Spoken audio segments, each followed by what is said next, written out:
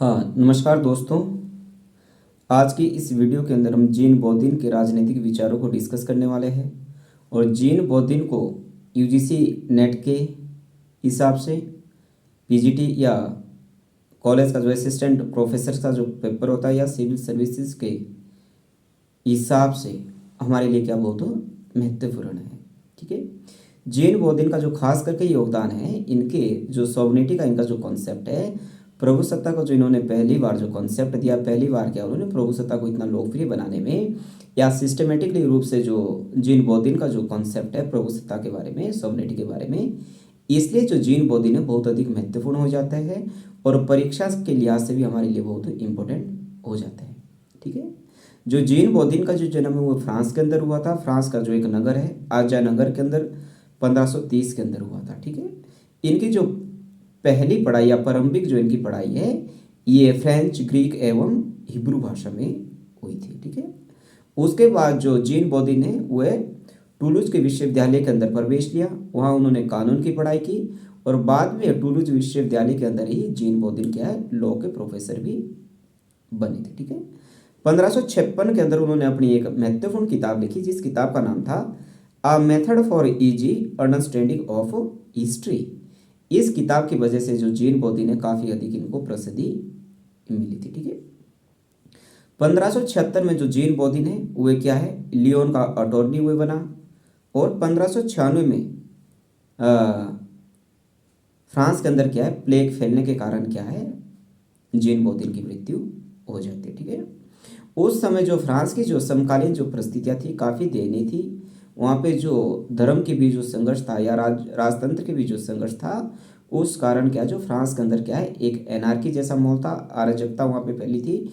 Law and order नाम की वहाँ कोई चीज़ नहीं थी और जो जनता है वो दोहरी तरह से के शासन से पिस रही थी। एक तो राजा के शासन से पिस रही थी, दूसरी वो चर्च की सत्ता के साथ भी पिस रही थी।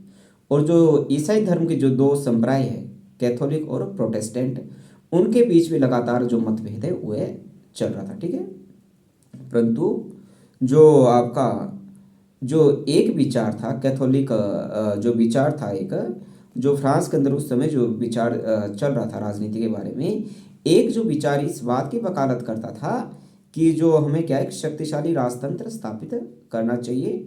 और जीन बौद्दीन है वह भी राजतंत्र का ही समर्थक था। एक शक्तिशाली राजतंत्र स्थापित करके हमें राष्ट्र राज्य की स्थापना करनी चाहिए जिससे जिससे क्या फ्रांस के अंदर पॉलिटिक्स कहा जाता था। और जीन बौद्दीन भी इसी संस्था के अंश से जुड़ गए थे और एक धार्मिक संस्था थी। और परंतु जो जीन बौद्दीन ने क्या है धार्मिक सहिष्णुता का भी चयन किया। ठीक है। जो जीन बौद्दीन की जो महत्वपूर्ण रचनाएं उनमें से a method for easy understanding of history है। सेकंड रिस्पॉन्स जो 1569 के अंदर उन्होंने लिखी और इसमें राजनीतिक अर्थशास्त्र या पॉलिटिकल इकोनॉमी की जो बात है इन्होंने की है। तीसरी है डेमोमाइन जो कि 1580 में लिखी गई। इस बुक्स के अंदर क्या उन्होंने इंद्रजाल या जादू टोने होने पर अपनी बात कही है। चौथी जो इनकी बुक महत्वपूर्ण है हेप्टाप्लोमर्स। हेप्टाप्लोमर्स के अंदर क्या हुए रहस्यवादी प्रकृति के पे अपने विचार दे रहे हैं। नेक्स्ट इनकी बुक है यूनिवर्स नेचर ऑफ थ्रेट्रम। ये भी प्रकृति के रहस्यवादी कारणों के ऊपर ही लिखी गई है। और जिनकी महत्वपूर्ण बुक है वह सिक्स लेवरर्स डी ला रिपब्लिक्यू। ये जो रिपब्लिक हुई ये गणराज्य की क्या है 6 पुस्तकों में से सबसे महत्वपूर्ण पुस्तक है और ये 1576 के अंदर क्या है प्रकाशित हुई थी। ठीक है। और जो इस बुक को क्या है आधुनिक राजनीति का प्रसिद्ध ग्रंथ भी माना जाता है। जीन बौद्दीन की अब हम अध्ययन पद्धति की बात कर लेते हैं। जीन बौद्दीन की जो अध्ययन पद्धति थी वो ऐतिहासिक थी और तुलनात्मक थी। ठीक है। जीन बौद्दीन का ये मानना था कि जो इतिहास है इस प्रश्न से पुष्ट नहीं होता कि वो जो सिद्धांतों के बीच क्या है निष्क्रियता के कारण जो इतिहास है वो सिद्धांत जो होते हैं सिद्धांतों की निष्क्रियता के कारण क्या है जो इतिहास है वह उसका दफन हो जाता है। ठीक है। वह मैकियावेली की या जो कल्पनावादी जो विचारक थे उनकी भी कटु आलोचना करता है। ठीक है। और मैकियावेली की जो दर्शन था, जो मैकियावेली का जो मैकियावेली का हमने डिस्कस किया था, मैकियावेली की वीडियो के अंदर भी हमने कहा था, जो मैकियावेली कोई सिस्टेमेटिकली फिलोसफर नहीं था, बल्कि मैकियावेली तो दरअसल में पॉलिटिशियन था या रियलिस्ट वह थिंकर था, ठीक है। और उन्होंने क्या है, साथ में जीन बोधिन ये भी कहते हैं कि जो मैकियावेली की जो फिलोसफी लेखन के अंदर क्या है, फिलोसफी की उन्होंने अवहेलना की है, और जो प्लेटो ने अपने लेखन के अंदर क्या है, इतिहास का उन्होंने निषेध किया है, ये कह रहे जीन बोधिन। अब जीन बोधिन ने गेटल के बारे में क्या कहा है, सॉरी, गेटल ने जीन बोधिन के बारे में कहा है कि आज की विश्लेषणात्मक पद्धति एवं मोंटेस्क्यू की ऐतिहासिक पद्धति का स्रोत है, ठीक है। ऐतिहासिक पद्धति का स्रोत है जो मोंटेस्क्यू के राजनीतिक विचार है। राज्य की उत्पत्ति कैसे हुई, इसके बारे में जो जीन बोधिन के जो विचार है वह अरस्तु के समान ही मिलते जुलते। जैसे अरस्तु कहते थे कि जो राज्य का निर्माण है वो परिवारों के कारण हुआ, या जो राज्य वो समुदायों का समुदाय है। जीन बोधिन भी यही कह रहे हैं कि जो राज्य का निर्माण है वह परिवारों के कारण हुआ या समुदायों के कारण, परिवारों के कारण या समुदायों के कारण निर्मित हुआ। साथ ही जो जीन बोधिन है वो राज्य के संबंध में शक्ति सिद्धांत का भी प्रतिपादन कर रहा है कि राज्य के अंदर एक शक्तिशाली व्यक्ति था, और एक शक्तिशाली व्यक्तियों ने जो एक राज्य के जो अधीन जो नागरिक थे या प्रजा थी उसको सुरक्षा देने के लिए एक राज्य का क्या है, निर्माण हुआ है। जो राज्य है वो कई परिवारों के समूह के कारण बना, ऐसा जीन बोधिन कह रहे हैं।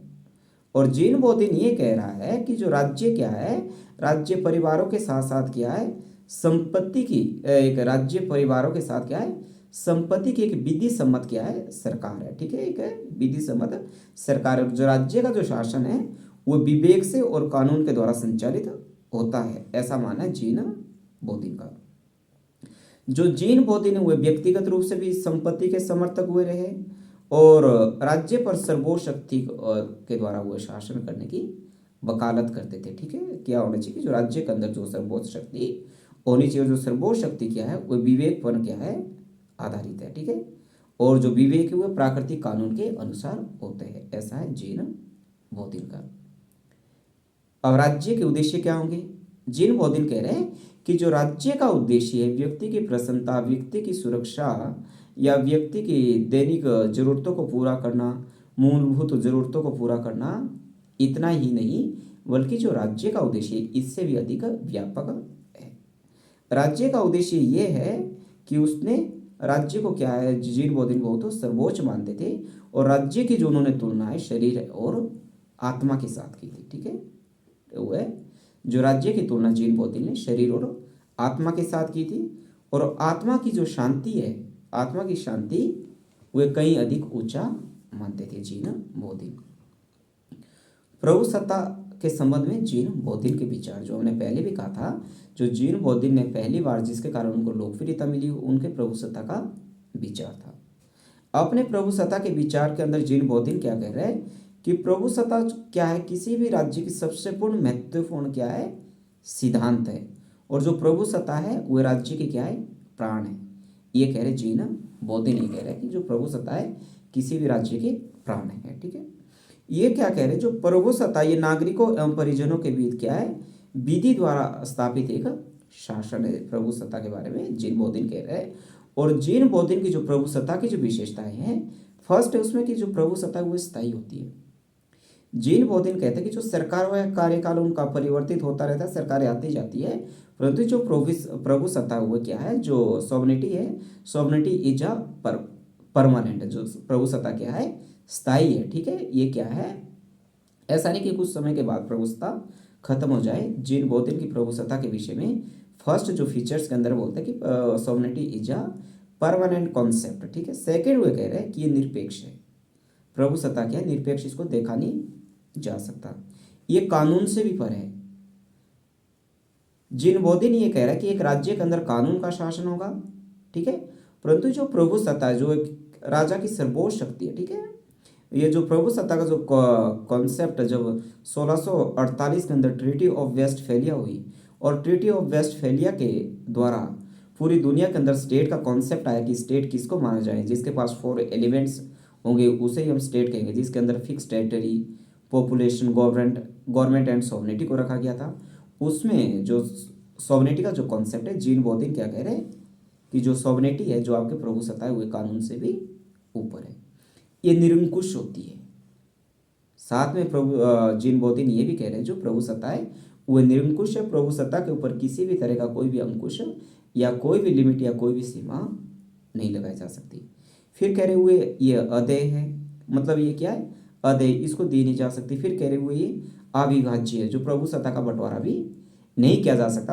हालांकि आज के यदि समकालीन राज्यों के अंदर देखते हैं, जैसे भारत की बात करते हैं, भारत का एक संघात्मक शासन प्रणाली है, भारत के अंदर फेडरल सिस्टम है।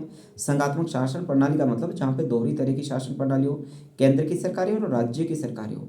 केंद्र की सरकार केंद्र के विषय पे कानून बनाती हो, राज्य की जो सरकार है वो राज्यों के विषय पे कानून बनाती हो। परंतु हमारे देश के अंदर 73rd और 74th अमेंडमेंट, कॉन्स्टिट्यूशनल अमेंडमेंट के तहत क्या है, हमारे देश के अंदर जो पंचायती राज का जो कॉन्सेप्ट है, लोकल गवर्नमेंट का जो कॉन्सेप्ट है, उसको भी इंट्रोड्यूस किया। अब हमारे देश के अंदर जो लॉ मेकिंग की जो स्तर है वो 3 स्तर पे होता है, केंद्र स्तर, आपका राज्य स्तर और स्थानीय स्तर के ऊपर होता है। परंतु जीन बोथिन ये कह रहा है जो प्रभुसत्ता है उसको बांटी नहीं जा सकती, ये एक ही संस्था के अंदर या एक ही व्यक्ति में क्या है, नीत रहती है। लास्ट में क्या कह रहे हैं कि जो प्रभु का आदेश है वही कानून है। प्रभु का मतलब जो राजा है जिसके अंदर प्रभुसत्ता है, वो जो भी आदेश दे रहा है वही क्या है, कानून है, और लोगों ने उसको मानना है। साथ में जो जीन बोथिन है वो प्रभुसत्ता के ऊपर कुछ सीमाएं लगा रहे हैं, लिमिटेशंस लगा रहे हैं। सीमाओं में क्या हुए कह रहे हैं कि जो प्राकृतिक कानून है, नेचुरल लॉ की जो बात हुए कर रहे हैं, जो पहले आपका जॉन लॉक ने नेचुरल लॉ की आपके लिबर्टी, प्रॉपर्टी एंड आपकी सिक्योरिटी की जो बात जीन बोथिन कर रहा है, इसमें क्या है, जो जॉन लॉक वो कह रहा है कि लिबर्टी, प्रॉपर्टी एंड सिक्योरिटी की जो बात नेचुरल लॉ की वो बात करता है। जब जॉन लॉक के कॉन्सेप्ट्स को या उसके पॉलिटिकल आइडियाज़ को हम पढ़ेंगे। परंतु जो जीन बोथिन है, जीन बोथिन भी ये कह रहा है कि प्रभुसत्ता के ऊपर एक लिमिटेशंस हो सकती है, एक सीमा हो सकती है, वह सीमा है प्राकृतिक कानून। प्राकृतिक कानून की जो राजा क्या है, अवहेलना नहीं कर सकता है। नेक्स्ट बोला कि संविधान, संविधान के द्वारा भी राजा के ऊपर या प्रभुसत्ता के ऊपर प्रतिबंध लगाया जा सकता है। संविधान क्या है, संविधान का मतलब होता है नियमों का लिखित और अलिखित नियमों का दस्तावेज, जो क्या है, किसी भी देश का सर्वोच्च कानून है, जिसके अनुसार किसी भी देश की जो शासन प्रणाली वो संचालित की जा सकती है। और जीन बोथिन भी यही कह रहा है जो संविधान है वो सबसे सर्वोच्च होगा, और राजा जो अपने प्रभुसत्ता का जो उसने प्रयोग करना, अपनी शक्ति का प्रयोग करना है, वह भी संविधान के दायरे के अंदर ही उसने वैसा करना है। इसलिए संविधान का भी क्या लगा रहा है, वो है उसके ऊपर प्रतिबंध लगा रहा है। तीसरा वो कह रहा है कि जो राजा वो प्राकृतिक मामले एवं संपत्ति में किसी भी तरह का हस्तक्षेप नहीं कर सकता। ये तो मैकियावेली ने भी कहा था, जो आधुनिक राजनीति शास्त्र के पिता के नाम से हम उनको जानते हैं, कि राजा ने लोगों की संपत्ति के संबंध में किसी भी तरह का हस्तक्षेप नहीं करना है। जीन बोथिन भी ये कह रहे हैं कि प्रभुसत्ता के ऊपर जो तीसरी जो प्रतिबंध लगाया जाएगा वो क्या है, पारिवारिक मामले और संपत्ति के ऊपर जो राजा ने किसी भी तरह का कोई हस्तक्षेप नहीं करना है, ऐसा वो कह रहे हैं। नागरिकता के संबंध में जीन बोथिन ये कह रहा है कि जो नागरिकता वो सभी को नहीं दी जा सकती, नागरिकता सिर्फ उसी व्यक्ति को दी जाएगी जो कि परिवार का मुखिया होगा। यहाँ भी इनके जो विचार हैं वो अरस्तु से कहीं ना कहीं मिलते जुलते, ठीक है। परंतु अरस्तु के समान वो अपनी जो नागरिकता के संबंध में जो विचार है वो नकारात्मकता से शुरू नहीं करे। जैसे अरस्तु कहते कि एक राज्य के नागरिक कौन नहीं होंगे, जब राज्य के नागरिक कौन नहीं होंगे उसके बाद अरस्तु अपने नागरिकता का सिद्धांत देते हैं। यदि आपने अरस्तु के नागरिकता का सिद्धांत आपने समझना हो तो मेरी इससे पहले वाली जो अरस्तु के नागरिकता के सिद्धांत के संबंध में जो वीडियो मैंने बनाई है उसको भी आप देख सकते हो। जो जीन बोथिन है, जीन बोथिन पहला ऐसा विचारक या ऐसा चिंतक है जिसने राज्य और शासन में क्या है, अंतर किया है। राज्य अलग है और शासन अलग है। जीन बोथिन ये कह रहा है कि जो एक व्यक्ति है वह सरकार का तो विरोध कर सकता है परंतु वह राज्य का विरोध नहीं कर सकता। ये बहुत ही महत्वपूर्ण बात है। आज के समय में हमारे देश के अंदर भी क्या है, हम लोग सरकार का विरोध कर सकते हैं। यदि सरकार के द्वारा सरकार कोई कानून बनाती है और हम लोगों को पसंद नहीं है तो हम उसका विरोध कर सकते हैं, परंतु हम देश का विरोध या राज्य का विरोध नहीं कर सकते। यदि हम ऐसा करते हैं आज के समय में तो क्या है, वो देशद्रोह का मामला है, वो क्या है, सेडिशन का चार्ज उस व्यक्ति के ऊपर लगाया जाता है। हम ये मांग कर सकते हैं कि भारत सरकार या देश की, हमारे प्रदेश की जो सरकार है वो बेहतर काम नहीं कर रही है, परंतु हम ये मांग नहीं कर सकते कि हमें राज्य के अंदर नहीं रहना है। यदि किसी व्यक्ति के द्वारा ऐसा किया जाता है तो वो देशद्रोह है, सेडिशन के अंदर उसको हम काउंटर करते हैं। ठीक है, जो जीन बोधिन है वो राजतंत्र को क्या है, सर्वश्रेष्ठ मानता था। ठीक है, अब जो इनका आखिरी एक हम कॉन्सेप्ट पढ़ लेते हैं जीन बोधिन का, वो है जीन बोधिन के क्रांति के संबंध में जीन बोधिन के विचार। अरस्तु की भांति जो जीन बोधिन है उसने भी अपने क्रांति के संबंध में अपने विचार दिए हैं। जीन बोधिन क्या कहा, अरस्तु, परंतु अरस्तु और जो जीन बोधिन के क्रांति के संबंध में जो विचार है उसमें काफी अंतर है। जैसे जो क्रांति के संबंध में जो अरस्तु कहता है कि संविधान के अंदर यदि कोई परिवर्तन हो रहा है तो वह भी क्रांति है, परंतु जीन बोधिन ये नहीं कहता यदि संविधान के अंदर कोई परिवर्तन हो रहा है तो वह क्रांति है, परंतु जीन बोधिन ये कह रहा है यदि प्रभुसत्ता एक व्यक्ति से दूसरे व्यक्ति के अंदर हस्तांतरण हो रही है तो वह क्या है, क्रांति है। ठीक है, ये कह रहा है जीन बोधिन। यदि प्रभुसत्ता का विस्थापन हो रहा है तो वह भी क्या है, क्रांति। और जीन बोधिन ये कह रहा है कि जो क्रांति हुई 3 कारणों से होती है। एक के अंदर वो देवीय कारण मान रहे हैं।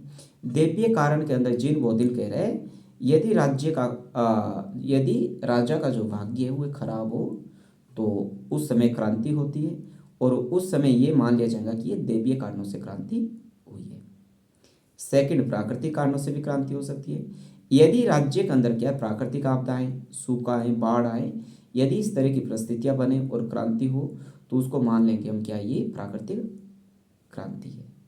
और तीसरी क्रांति क्या है, मानवीय क्रांति है।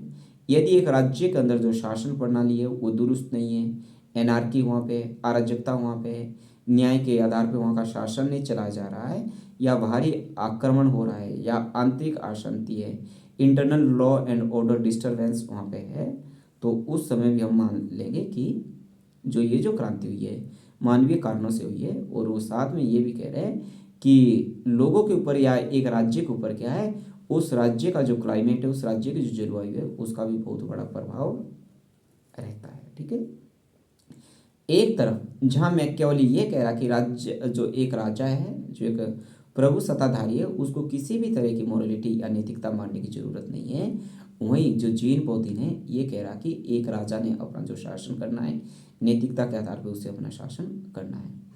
एक तरफ जहाँ अरस्तु क्या है, राजनीति को धर्म से अलग करता है, वहीं जो दूसरी तरफ जीन बोधिन है ये कह रहा कि जो राज्य ने कि धर्म का भी रक्षक, धर्म की भी क्या करनी है, रक्षा करनी है, या राज्य धर्म का भी क्या है, रक्षक है। ऐसे जीन बोधिन के विचार। ठीक है, और जीन बोधिन जो है अपने विचारों के अंदर क्या है, सहिष्णुता की नीति का भी क्या कर रहा है, समर्थन कर रहा है। ठीक है, और राज्य की उत्पत्ति के जो संबंध में उनके विचार है, एक तो वो ये कह रहा कि जो राज्य का जन्म है वो परिवारों के कारण हुआ, दूसरी तरफ जीन बोधिन क्या है, शक्ति सिद्धांत का भी क्या कर रहा है, समर्थन कर रहा है। तो ये थे जीन बोधिन के विचार। आपसे उम्मीद करता हूँ यदि आपको जीन बोधिन के ये विचार समझ आए होंगे तो मेरे आप यूट्यूब चैनल को वीरेंद्र HVU को लाइक करें, शेयर करें और सब्सक्राइब करें। Thank you.